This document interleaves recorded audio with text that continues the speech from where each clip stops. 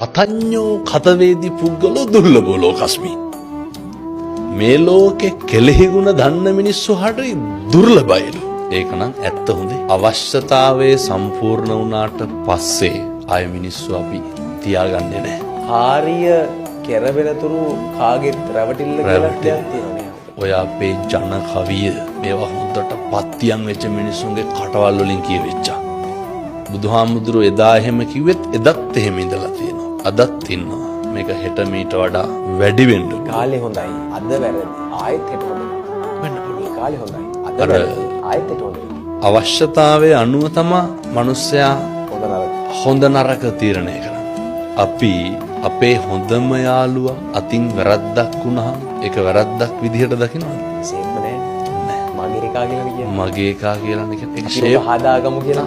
Shape කරලා දානවානේ. මං හරියට නම් කියනකොට සමහරක් වෙලාවට පැහැදිලිව